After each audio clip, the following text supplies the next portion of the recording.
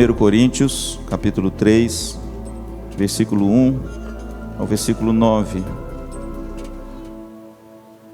Talvez a igreja que mais demandou cuidado da parte de Paulo foi a igreja de Corinto.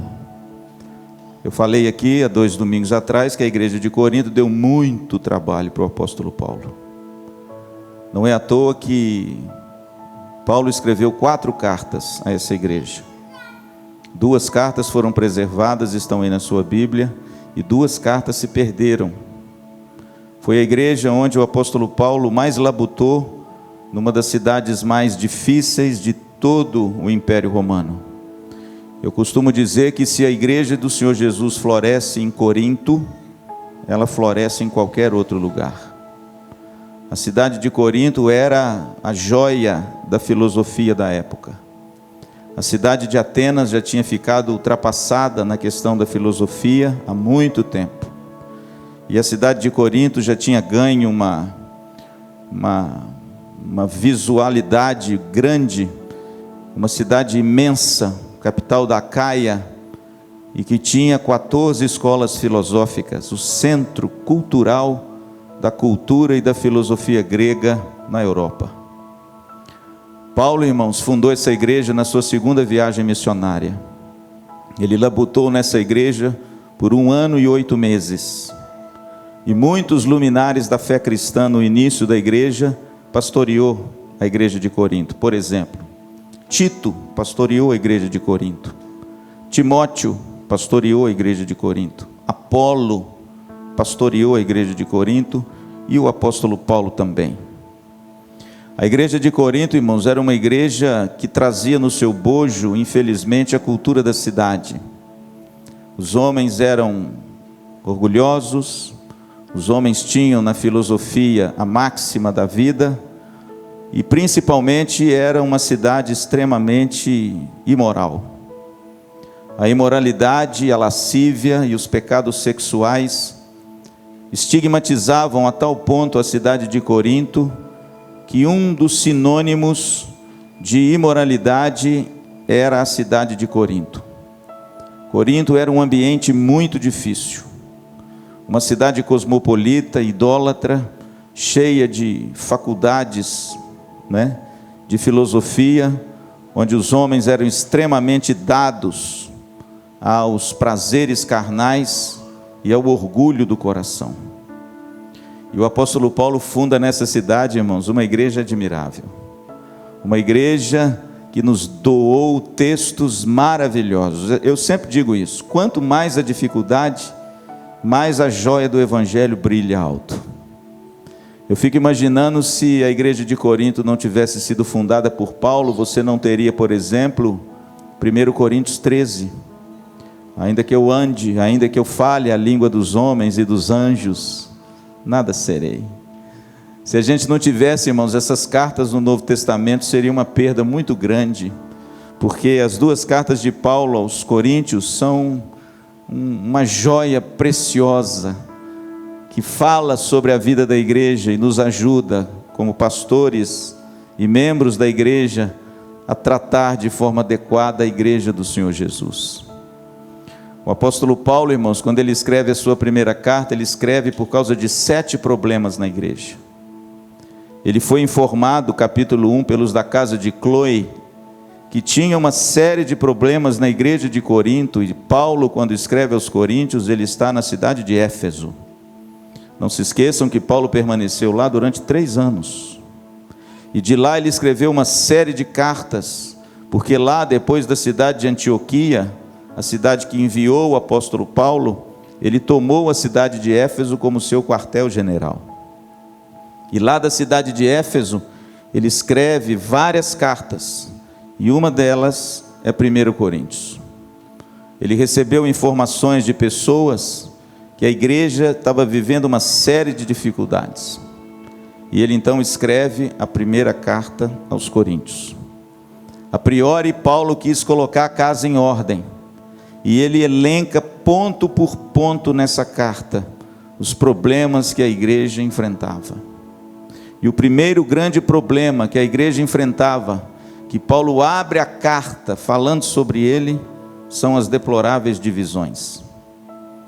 Paulo tinha sido informado que a igreja de Corinto tinha grupos, pessoas que se ajuntavam em torno da personalidade humana e se fechavam em grupos, dizendo: eu sou de Paulo, eu sou de Apolo, eu sou de Cefas, eu sou de Cristo. E de repente, irmãos, Paulo tem o coração incendiado, porque ele entende que isso é a pior tragédia que pode encontrar-se na igreja de Cristo, ao ponto dele dizer: Cristo está dividido? E o apóstolo Paulo, então, irmãos, ele começa a tratar esse problema das divisões na igreja, porque ele foi informado, e no capítulo 1 ele diz que não apenas foi informado, mas que ele cria que isso era verdade. E se você perceber, ele trata esse problema até o capítulo de número 3, porque no capítulo 5 ele começa a tratar de um outro problema, do segundo problema. E o interessante, irmãos, que o apóstolo Paulo, tratando desses problemas, ele insere o capítulo 3 dentro desse escopo de uma igreja dividida, fragmentada, uma igreja que cultuava a personalidade. Isso é um grande problema quando você cultua gente, quando você vai na igreja por causa de gente, quando você segue gente, quando de repente você não segue a Cristo, mas segue pastor A, B ou C. A igreja de Corinto, irmãos, estava vivendo aquilo que o Hernandes chamou de culto da personalidade. Ao invés de nós olharmos para Cristo e seguirmos a Cristo, a igreja de Corinto estava olhando para os homens e seguindo a homens. E o apóstolo Paulo, irmãos, usa uma argumentação tão poderosa, mas tão poderosa, que ele diz o seguinte: você foi chamado para uma coisa muito mais elevada. Você foi chamado para seguir o próprio Jesus Cristo. E quando você segue homens, você se rebaixa diante de Deus. Essa é a argumentação de Paulo. Paulo diz que os crentes de Corinto estavam se rebaixando, porque Deus os havia colocado num alto patamar. Por quê? Porque eles não mais seguiam a homens, mas eles seguiam agora ao Rei dos Reis, ao Senhor dos Senhores. Pastor, de onde que a igreja de Corinto tirou essa coisa de poder celebrar homens dentro da igreja? Da cultura da cidade. Eu não sei se você já leu sobre isso, sobre as escolas filosóficas, como funcionavam as escolas filosóficas da época. Elas funcionavam da seguinte maneira: existiam os mestres, existiam os filósofos, e cada filósofo tinha um séquito de alunos e estudantes que seguiam os seus ensinos e as suas instruções. E de repente, irmãos, esses grupos se degladiavam, porque nem sempre a filosofia de A era igual à filosofia de B. Então nessas escolas haviam muitas divisões. Muitos filósofos brigavam uns com os outros, porque tinham ideias opostas. E de repente o séquito de seguidores e de alunos desses filósofos discordavam frontalmente de outros, e vivia uma guerra sem fim. Agora você entende o que aconteceu com a igreja. O evangelho chega, o evangelho toca os corações, o evangelho transforma a vida das pessoas, mas essas pessoas vieram de uma cultura lá fora, onde elas celebravam o homem, onde elas seguiam os homens, onde elas se agregavam em torno daqueles que mais lhe agradavam. E isso aconteceu, infelizmente, dentro da igreja. Em outras palavras, a ordem e a regra do mundo entrou dentro da igreja com a conversão das pessoas da cidade. E aí, sabe o que eles fizeram? Eles transformaram aquilo que era nas escolas, agora o que é dentro da igreja. E assim como nas escolas eles seguiam os mestres e se degladiavam uns contra os outros, quando eles entraram na igreja, eles demonstraram também a sua preferência para os líderes da igreja. Eu sou de Paulo, eu sou de Apolo, eu sou de Cefas. Em outras palavras, irmãos, eles trouxeram do mundo a divisão, a facção e aquele litígio e aquela contenda que Paulo chama de obra da carne e chama os cristãos de Corinto de carnais. Esse é o cenário da carta de Paulo aos Coríntios. Pastor, Paulo amava a igreja de Corinto? Amava. Paulo, irmãos, tinha um carinho muito grande por essa igreja. Por quê? Porque ele entendia que essa grande, pungente, problemática igreja era uma pérola e uma joia do poder do Evangelho para converter os corações. É nessa carta que Paulo escreve que o Evangelho é o poder de Deus para a salvação de todo aquele que nele crê. Por quê? Porque se o Evangelho salva pessoas numa cidade como Corinto, o Evangelho pode salvar qualquer tipo de pessoa, amém? A gente acha que às vezes a pessoa A ou B nunca vai ser alcançada pelo Evangelho. Talvez porque ela é uma pessoa que aos seus olhos e aos meus olhos é uma pessoa muito problemática, né? Ah, pastor, o senhor não conhece a minha esposa. Ah, pastor, o senhor não conhece o meu marido. Ah, pastor, o senhor não conhece o meu filho. Ah, pastor, você não conhece o meu parente, aquela pessoa, olha, aquilo ali é difícil demais. Bom, então se alegre, porque se existiam pessoas difíceis, está lá na cidade de Corinto. E a cidade de Corinto foi a joia do ministério de Paulo, por quê? Porque se o Evangelho alcança esse tipo de pessoa orgulhosa, que achava que era melhor do que as outras, imoral, idólatra, e que não queria nada com respeito às coisas de Cristo, se essas pessoas foram alcançadas e transformadas, há esperança para cada um de nós, amém? No capítulo 3, Paulo usa uma argumentação maravilhosa. Paulo usa 3 metáforas para identificar a igreja. Eu acho muito bonito, irmãos, porque eu falei aqui na quinta-feira a pedagogia do ensino de Jesus. Eu falei aqui quinta-feira de como o ensino de Jesus causava um maravilhamento nas pessoas. Como o texto lá em Mateus 5, as multidões ficavam maravilhadas quando Jesus abria a boca e falava das coisas do reino de Deus. E eu disse quinta-feira aqui no culto, por que será? Por que será que quando Jesus abria a boca, a pessoa ficava tão embevecida com aquilo que Jesus falava, que a pessoa ficava paralisada, e a Bíblia diz que eles se maravilhavam com aquilo que saía dos seus lábios, porque ele ensinava como quem tem autoridade, não como os escribas e os fariseus. E quinta-feira eu fiz uma pergunta aqui: o que Jesus tem que nós perdemos? O que Jesus tem que o nosso ensino não promove esse tipo de coisa no coração das pessoas? E uma das coisas, meus alunos estavam aqui, né, Flávio? Uma das coisas que eu disse, que eu elenquei aqui na quinta-feira, é porque quando Jesus ensinava, ele usava de experiências comuns do cotidiano para produzir na mente e no coração das pessoas simples a verdade profunda do reino de Deus, mas com as coisas que eles podiam cheirar, tocar e experimentar com seus olhos. Pastor, me explica direito. Jesus contava parábolas. Jesus, irmãos, era mestre de pegar coisas do cotidiano do palestino comum, do homem simples, e de repente, através dessas metáforas poderosas, Jesus então linkava ensinos profundos do reino de Deus. Ele falava da rede sendo jogada na água. Olha só, se você for hoje no Mar da Galileia, parece uma volta à história. Por quê?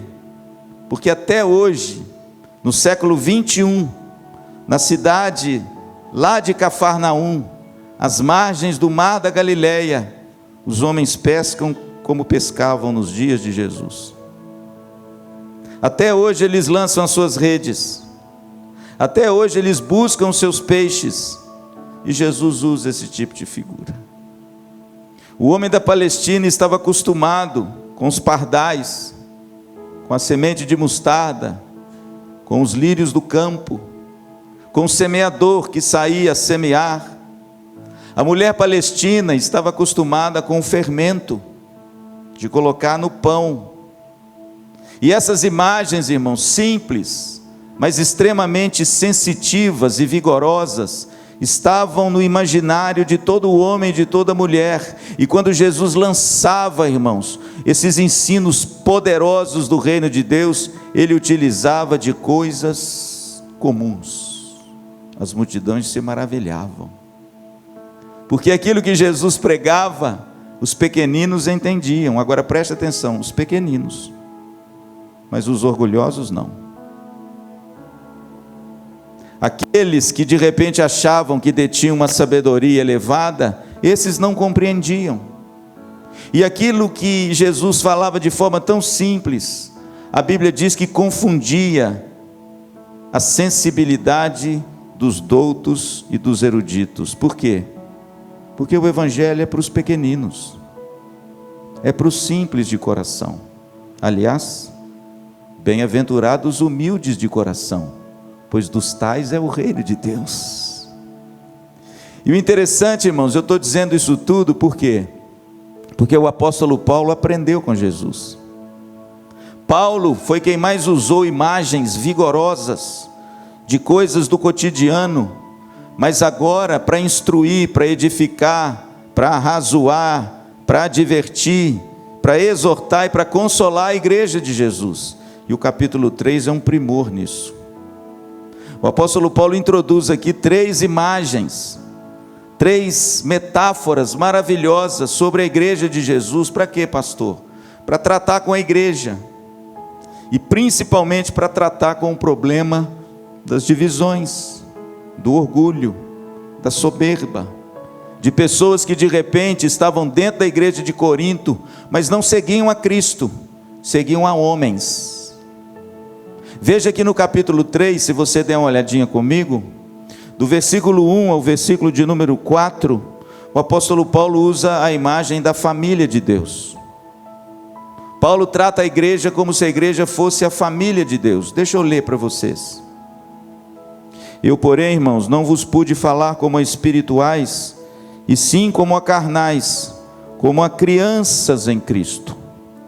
Leite vos dei a beber, não vos dei alimento sólido, porque ainda não podíeis suportá-lo, nem ainda agora podeis, porque ainda sois carnais.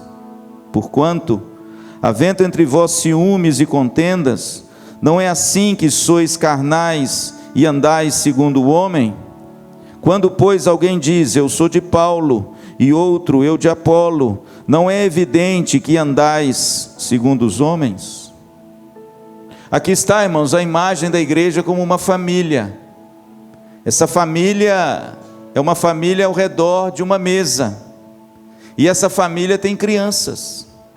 A palavra usada pelo apóstolo Paulo é a palavra nephioi, que significa criancinha, igual isso, Pedro, igual Pedro, olha lá, no colo do Joel. Aquela criança no colo do Joel é a palavra que Paulo usa aqui para tratar com os crentes de Corinto. Por quê? Porque a despeito de tanto ensino, a despeito de tanta labuta, a despeito de tanto sermão, a despeito de tanto estudo, eles continuavam imaturos na fé. E quando Paulo identifica a igreja e define ela como família de Deus, o alvo dele era tratar a imaturidade da igreja, para que a igreja fosse uma igreja madura. Quando ele chama os crentes de crianças, é porque eles ainda não conseguiram elevar-se na sua maturidade, e eles ainda viviam como nephioi, como crianças de colo, a despeito de todo o esforço que Paulo tinha feito para ensinar aquela igreja. O interessante, irmãos, que a igreja de Corinto demonstrava esses sinais de imaturidade, e esses sinais de imaturidade era reconhecida através de 2 coisas. Primeiro, daquilo que a igreja comia. Paulo diz, leite vos dei a beber.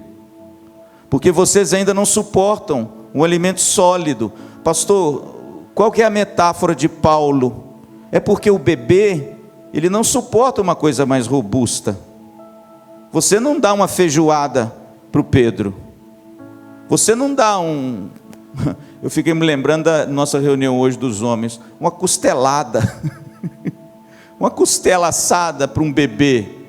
O bebê, ele toma leite. Leite é o alimento do bebê.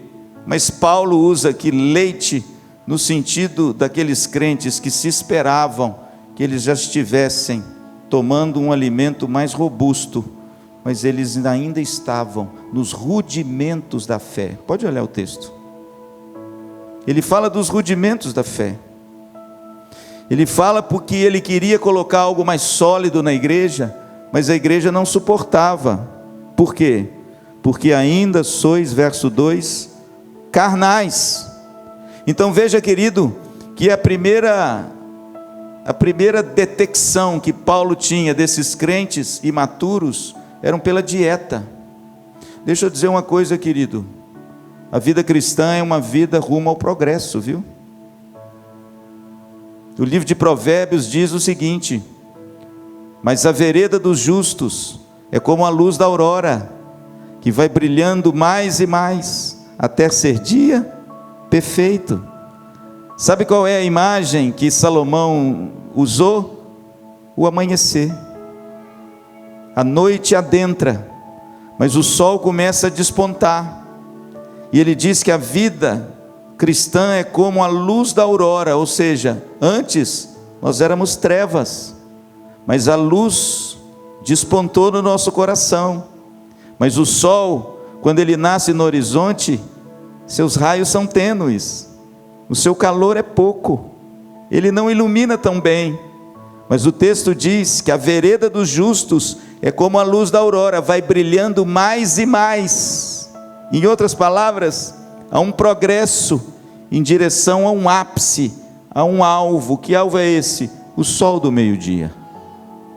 E quando esse sol chega no cume, ele ilumina de forma perfeita. Que imagem gloriosa! É a minha vida e a sua como cristão, ou pelo menos deveria ser. Rumo a um progresso. Antes eu era menino. Lembra de Paulo? Coríntios 13. Antes eu vivia como menino. Eu andava como menino. Antes eu me comportava como menino. Mas hoje eu deixei as coisas de menino. Tem gente, irmãos, na igreja que é menino até hoje. Tem gente na igreja que é bebê até hoje. Tem gente na igreja, irmãos, que não cresceu até hoje.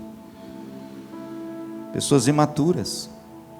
Pessoas que não possuem ainda o ensino robusto da palavra de Deus, para como o Dr. Charles Swindoll, no seu livro Eu, um Servo, a sua pele ficar dura e o seu coração mole. Pastor, quem é o crente imaturo?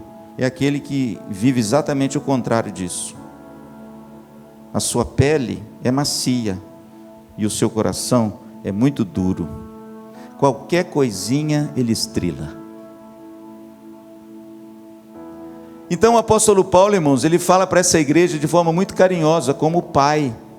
Aliás, ele usa também essa metáfora, como um pai e como uma mãe. Ele trata a sua amada igreja, aos Coríntios, lá na frente ele fala isso. Essa imaturidade era reconhecida, em primeiro lugar, pela dieta. A gente, irmãos, como crente, precisa sempre progredir, sabia disso?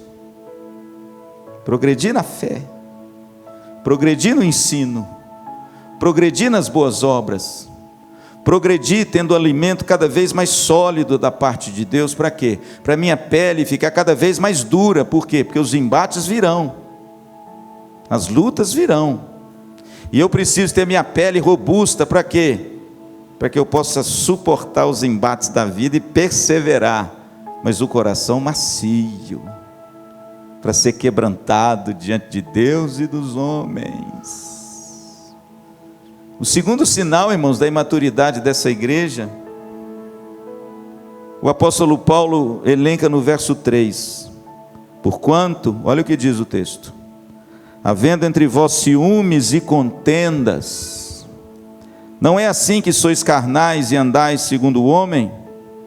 Quando, pois, alguém diz, eu sou de Paulo, outro eu de Apolo, não é evidente, veja bem, essa palavra no grego é forte, não é evidente que andais segundo os homens?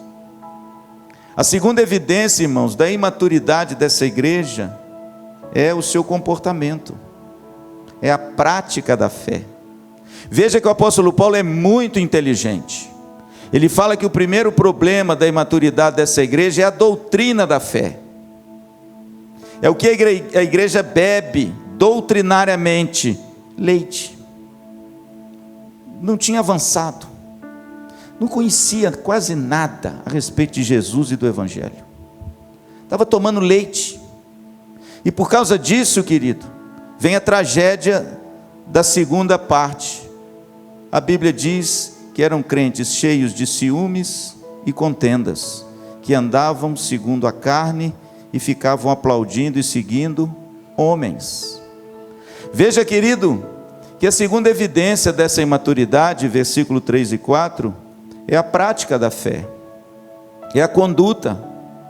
Como eu disse, existia na igreja grupinhos que celebravam as pessoas, e de repente se rivalizavam umas com as outras. Irmãos, eu vou dizer uma coisa, tem 4 anos que eu sou pastor dessa igreja, e se há uma das coisas que um pastor zeloso precisa cuidar na igreja, é isso. Por quê? Porque nós somos tendentes a isso, não somos? Nós somos tendentes, irmãos. O ser humano, eu não sei o que tem, que ele é tendente a se deixar fascinar pelas pessoas. Um fascínio. O sujeito sai da igreja, sai todo mundo com ele. O sujeito vai para outra igreja, vai todo mundo com ele. O sujeito não consegue permanecer muito tempo numa igreja, porque ele está na igreja por causa de fulano. Sabe o que é isso, irmãos? Paulo diz que é crentes carnais. Crentes que andam segundo a carne. Crentes, querido, que de repente promovem contendas e litígios. Não estou dizendo que é aqui, entende? Eu estou dizendo que isso é uma praxis que muitas vezes a gente enxerga na nossa própria vida, não é? Mas quando a gente olha para a palavra de Deus, a gente vê que isso é um sinal de imaturidade. Paulo, ele fala sobre esse problema que existia na igreja, o culto à personalidade que promovia facções e divisões na igreja de Corinto. E foi o primeiro problema que o apóstolo Paulo tratou. Agora, irmãos, a beleza da coisa é que quando Paulo usa a figura da família de Deus para elencar esse problema das divisões, dizendo que essas pessoas que promovem e vivem esse tipo de coisa dentro da igreja são cristãos como crianças e cristãos carnais, ele agora muda a imagem de um versículo para o outro. E a imagem que ele usa da igreja agora é uma imagem que eu amo essa imagem. Por quê? Porque é a imagem que o próprio Deus criou lá no Éden e colocou o homem lá. A Bíblia diz que Deus não construiu um prédio, sabia disso? Quem constrói monumentos são os homens. Somos nós que gostamos de construir coisas e pôr a nossa placa lá, não é assim? Mas se você olhar lá, irmãos, em Gênesis 1 e 2, Deus construiu um jardim. E sabe o que o texto de Gênesis 2,15 disse?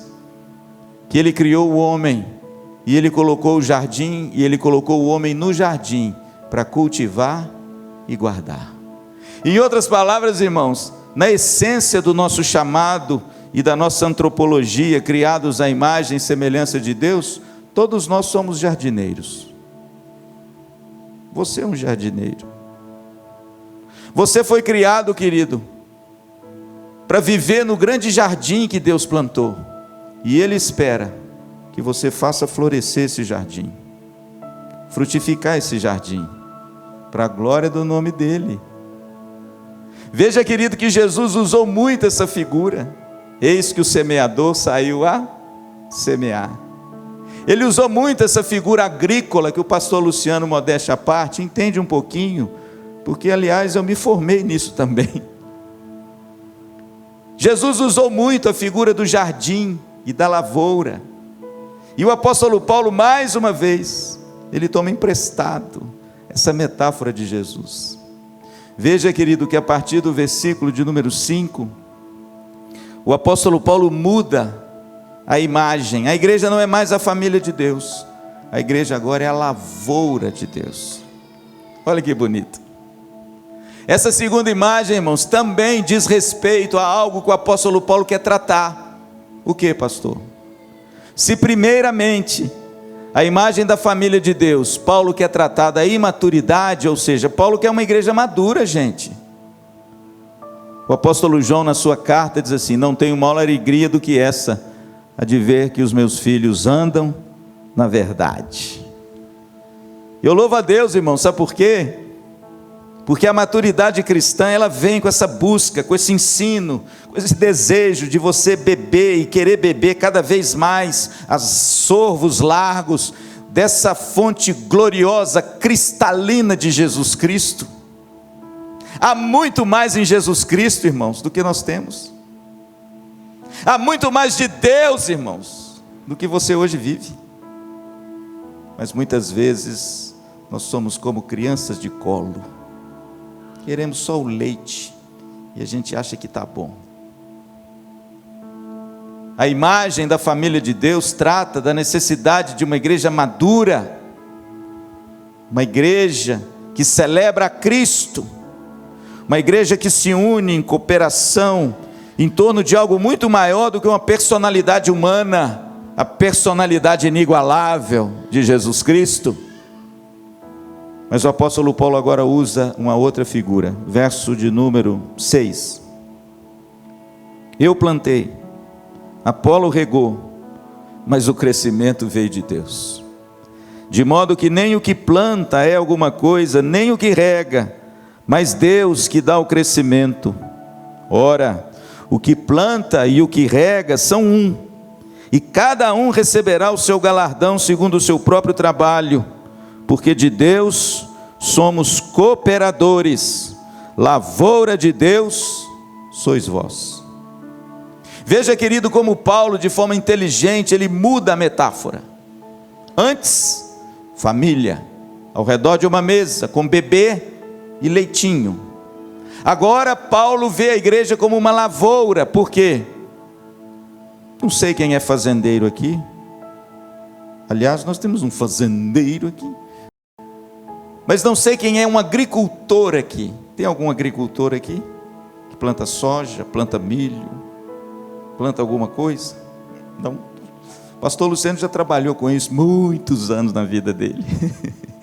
Antes do pastor Luciano ser pastor, eu cuidava de planta. E dá menos trabalho do que a gente. E andei, irmãos, por essas plagras aí, das Minas Gerais, dos Goiás, trabalhando com longos campos de milho, de trigo, de soja, de feijão. Trabalhei durante 8 anos na minha vida, e todo agricultor que eu encontrava, eu fazia uma mesma pergunta: o que o senhor quer? Eu quero produzir cada vez mais. É exatamente essa imagem que o apóstolo Paulo usa.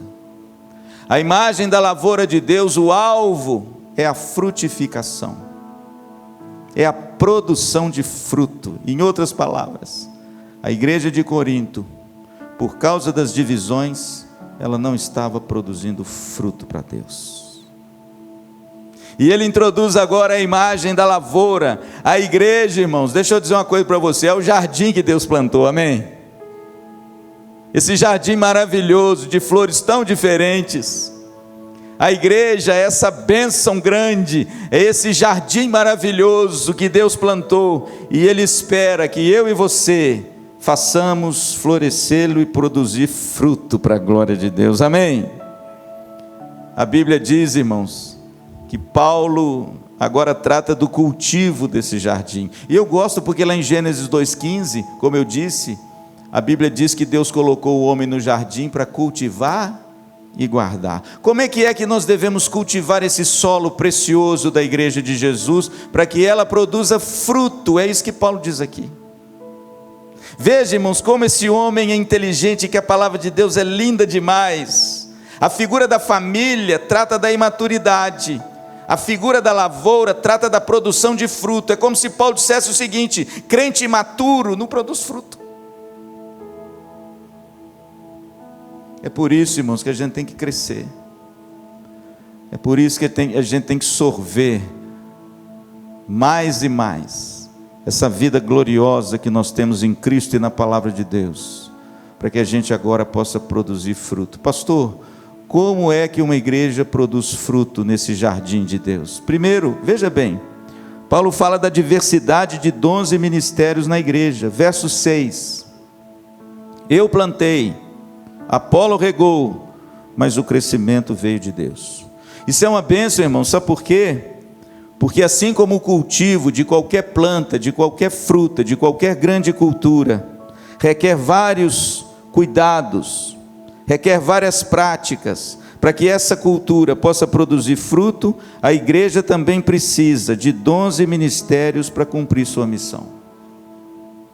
Paulo fala em primeiro lugar da diversidade de dons e ministérios. Você não tem todos os dons, pastor Luciano não tem todos os dons, mas todos nesse grande jardim possuem dons diferentes. E é essa diversidade que faz a igreja florescer.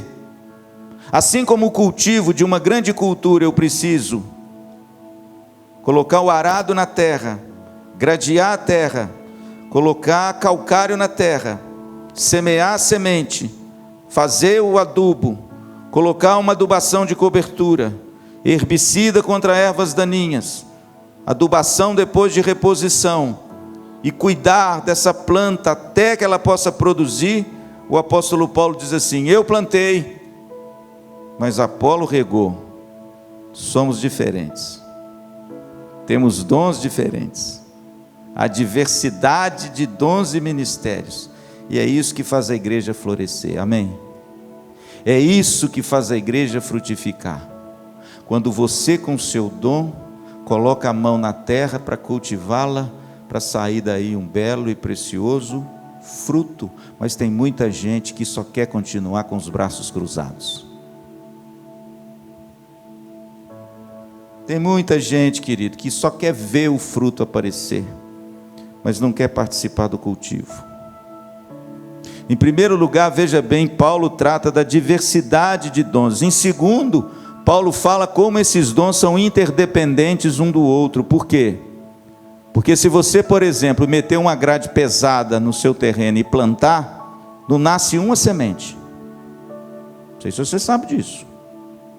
Se você de repente colocar um arado daqueles de aiveca poderosos para revolver a terra, você tem que entrar com uma grade pesada no seu terreno para que possa quebrar os torrões. Mas se você não colocar uma grade niveladora para o seu terreno ficar desboroado e ficar bem fofinho, você pode plantar a melhor semente que tiver, que ela não vai germinar.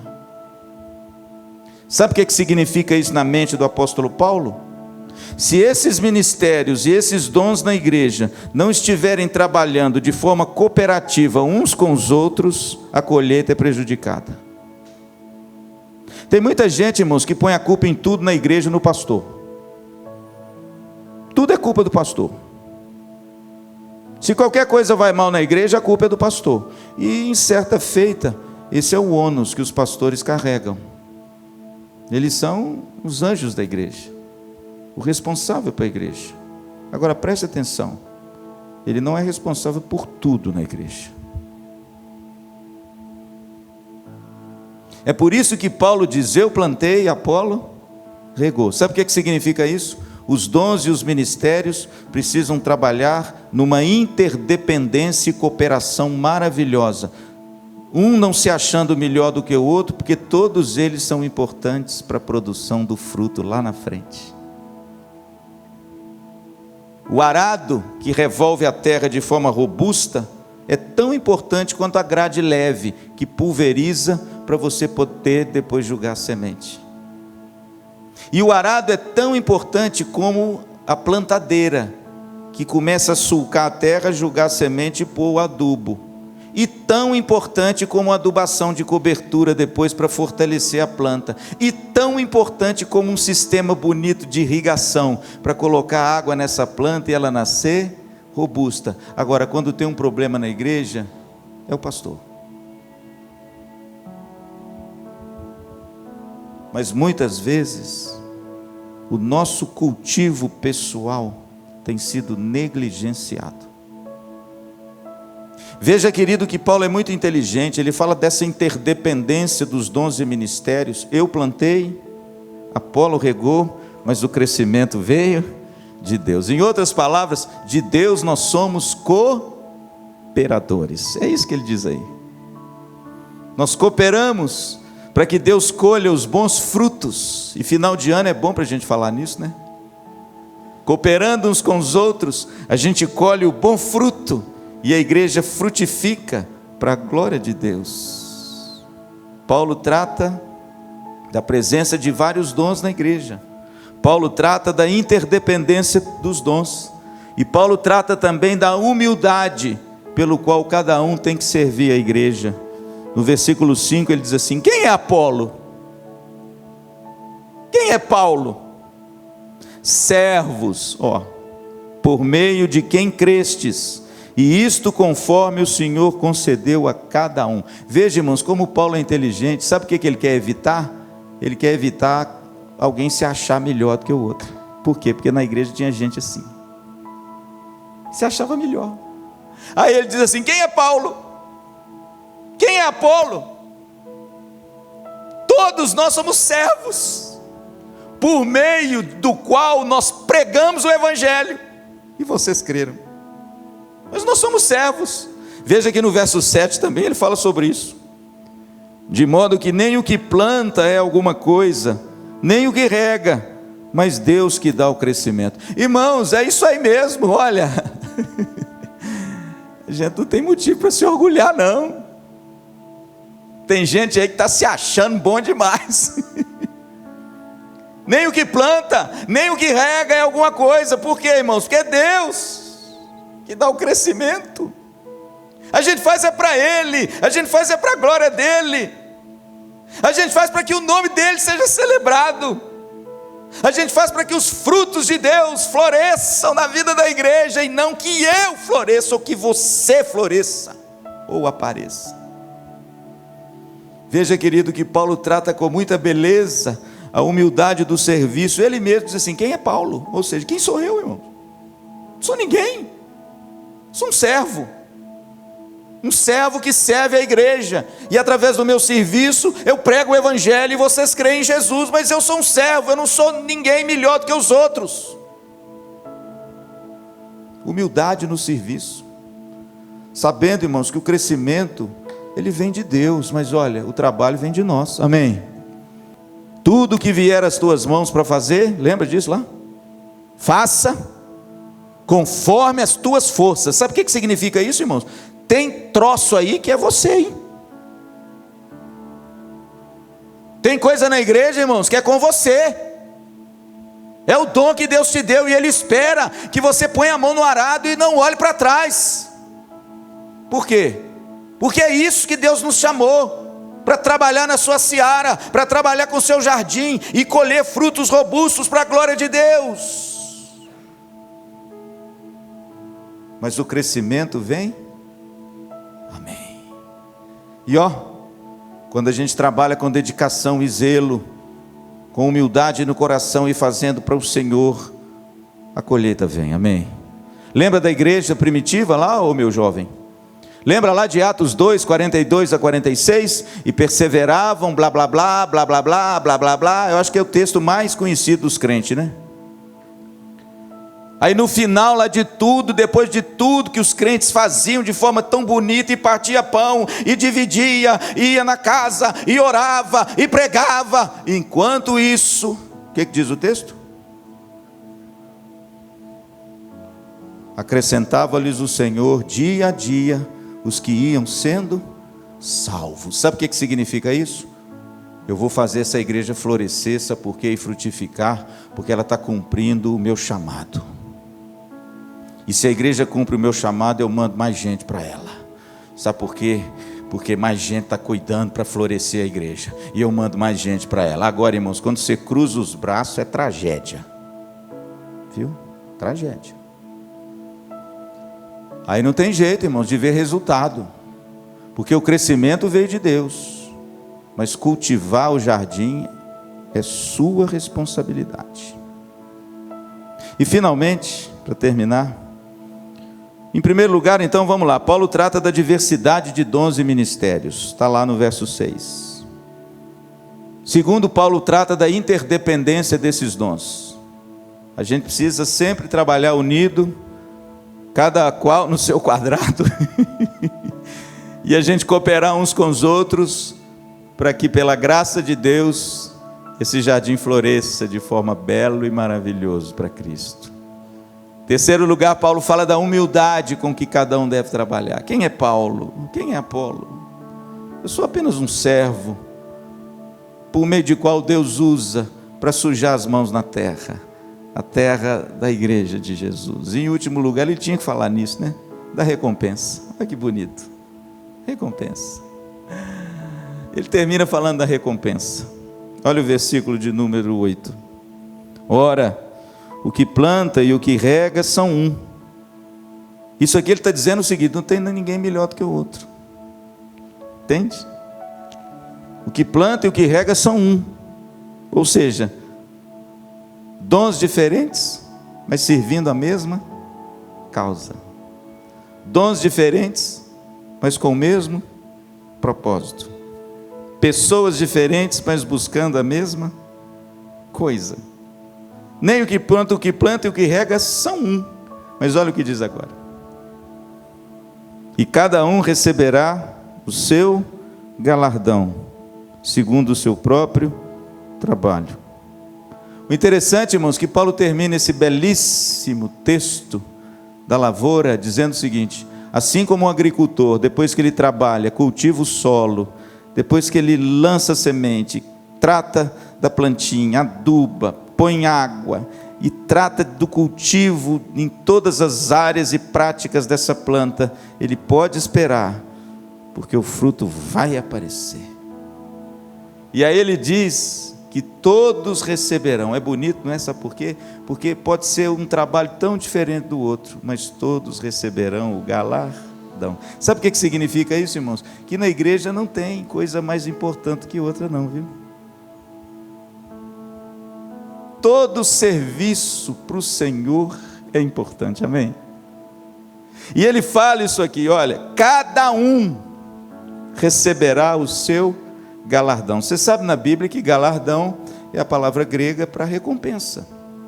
Cada um receberá de si, de Deus, a sua recompensa. Agora preste atenção numa coisa. Tem uma coisa fenomenal nesse texto, que é uma outra coisa que a Bíblia recorrentemente fala. Ele diz assim: cada um receberá o seu galardão segundo o seu próprio resultado. É isso? Olha aí. É isso? Não. Não. É segundo o seu próprio? Por quê? Porque o crescimento vem.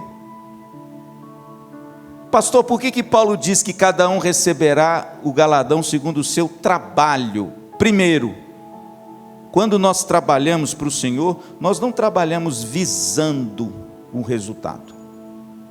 Nós trabalhamos por amor a Ele. E segundo, se você trabalhar visando o resultado, quando o resultado não vem, você pode se... Então o galardão não é pelo resultado. O galardão é pela sua fidelidade no... Oh, irmãos, isso é libertador. Porque hoje, empresas e igrejas, às vezes, se parecem muito. Por quê? Porque assim como numa empresa, o alvo é o resultado, e está certinho. Porque a empresa tem que ter resultado. Às vezes, a gente quer que isso aconteça dentro da igreja. E quando o resultado não vem do jeito do esperado, ao invés da gente receber o galardão por causa do trabalho fiel, muitos pastores recebem a dispensa. É ou não é? É por isso, irmãos, que eu sempre tenho uma cautela muito grande com resultados. É por isso que eu não sou um homem que tem assim um coração voltado para uma numerolatria. O que é numerolatria? É você viver o seu ministério por causa de número. É por isso também que eu não tenho uma numerofobia, porque às vezes o sujeito tem fobia de número. E aí o sujeito só pensa em qualidade. Você já viu isso? Não, aqui a nossa igreja é de qualidade. Só que tem 2 pessoas na igreja, ele e a mulher dele. Então, irmãos, nós temos que tomar cuidado para a gente colocar o olho no peixe e o outro no gato. E a gente não ficar com essas fobias e nem com esses exageros. Pastor, qual é o meio termo? Trabalhe com toda a sua força, com todo o seu empenho, com tudo que você puder fazer, com o que você tem de Deus, com fidelidade. Pronto. E o resultado virá no tempo de Deus.